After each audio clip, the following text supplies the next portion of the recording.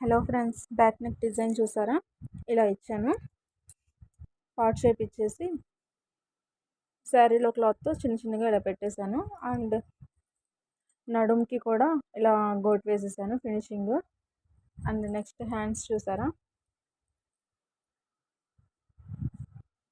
శారీలో colour use చేసి ఇలా కుచ్చులు పెట్టేసి ఇలా ఎల్బో హ్యాండ్స్ ఇచ్చేసాను.